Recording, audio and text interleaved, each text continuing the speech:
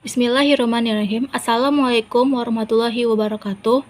Perkenalkan, nama saya Vivi Dwi Marlina. Nomor NIM saya 2161201290.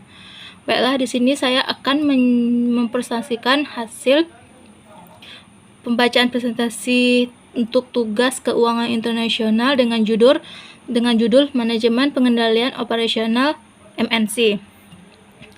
Adapun materinya adalah yang pertama, perusahaan multinasional atau MNC yang merupakan sebuah organisasi yang menjalankan bisnis dalam 2 negara atau lebih.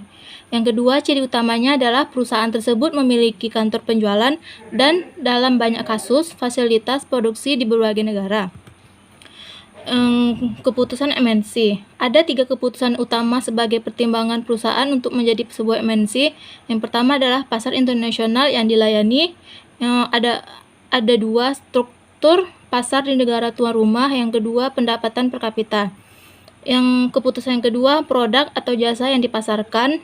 Ada 2. Yang pertama, mempromosikan produk domestik ke pasar internasional. Yang kedua, membuat produk baru. Keputusan yang ketiga yaitu cara memasuki pasar internasional. Ada 4. Yang pertama, sourcing. Yang kedua, ekspor. Yang ketiga, aktivitas luar negeri. Yang keempat, investasi langsung. Ada 4 cara memasuki pasar internasional dan tingkat pengendalian seorang pemilik.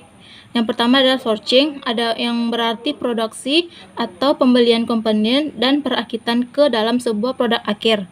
Yang kedua, ekspor, yang merupakan barang-barang yang dikirim ke pasar luar negeri, tapi tidak ada usaha pokok yang dilakukan ke arah menjadi sebuah MNC. Tidak ada perubahan misi, tujuan, dan strategi pasar dasar. Yang ketiga, aktivitas luar negeri, artinya arah peningkatan ekspor untuk pembebanan aktivitas luar negeri.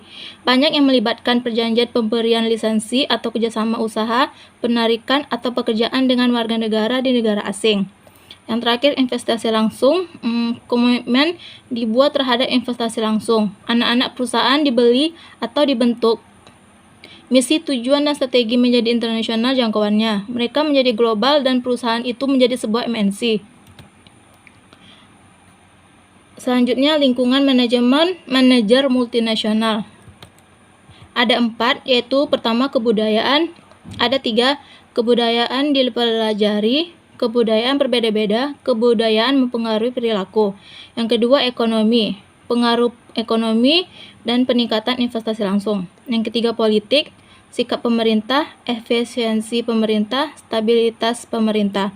Yang keempat, teknologi, tingkat teknologi di luar negeri, perkembangan teknologi. Ada manajemen perusahaan multinasional yang mempunyai fungsi pertama, fungsi perencanaan. Fungsi perencanaan manajemen mempunyai kerumitan lebih besar dalam suatu lingkungan internasional. Yang kedua, fungsi pengorganisasian meliputi desain produk. Desain produk memiliki tanggungan presiden, di bawahnya ada divisi produk A, divisi produk B, dan divisi produk C. Presiden juga mempunyai staf divisi yang yaitu produksi, pemasaran, keuangan, sumber daya manusia. Manajemen perusahaan multinasional ketiga, desain geografis. Yang keempat, desain fungsional. Mempunyai presiden, wakil presiden produksi yang meliputi negara Eropa, Amerika Selatan, dan Amerika Utara. Yang kedua, wakil presiden pemasaran, ada Eropa, Amerika Selatan, dan Amerika Utara. Juga wakil presiden keuangan, ada Eropa, Amerika Selatan, dan Amerika Utara. Manajemen perusahaan multinasional ketiga memiliki fungsi kepemimpinan. Yang pertama, pemimpin formal. Yang kedua, pemimpin informal. Yang keempat, fungsi pengendalian pendahuluan atau preliminary control. Yang kedua, pengendalian bersamaan konsulen control. Yang ketiga, pengendalian umpan balik atau feedback control. Mengelola orang di perusahaan multinasional ada 2. Yang pertama, manajemen perusahaan MNC yang efektif memerlukan para manajer yang memahami kebutuhan, nilai dan harapan orang di negara di mana MNC beroperasi. Yang kedua, sebuah keputusan penting fasilitasnya bagi MNC adalah apakah menggunakan manajer asing atau lokal untuk memimpin di luar negeri. Penganggaran modal multinasional. Ada banyak. Yang pertama adalah meskipun prinsip-prinsip dasarnya sama dari analisis penganggaran modal berlaku baik untuk operasi di luar negeri maupun domestik, terdapat beberapa perbedaan utama. Yang pertama, estimasi arus kas lebih rumit untuk investasi di luar negeri. Yang kedua, arus kas tersebut harus dikonversi ke dalam mata uang induk perusahaan sehingga terkena risiko di nilai tukar. Yang kedua, dividen dan royalti pada umumnya dikenakan pajak baik oleh pemerintah dan negara asing maupun pemerintah negara asal. Yang ketiga, pemerintah asing dapat membatasi jumlah kas yang dapat repatriasi atau repatriated dan ke perusahaan induk. Oleh karena itu, dari perspektif perusahaan induk, arus kas yang relevan untuk analisis investasi asing adalah arus kas yang benar-benar diharapkan akan dikirimkan oleh anak perusahaan ke induk perusahaan.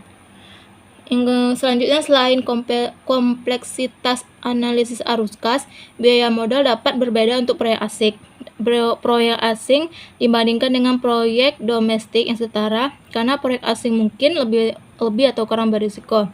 Yang selanjutnya, risiko yang lebih tinggi dapat timbul dari sumber utama. Ada dua, risiko nilai tukar dan risiko politik. Selanjutnya, risiko yang lebih rendah mungkin diakibatkan oleh diversifikasi internasional.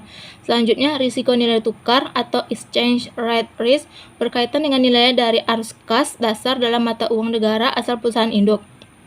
Selanjutnya, risiko politik atau political risk mengacu pada tindakan potensial oleh pemerintah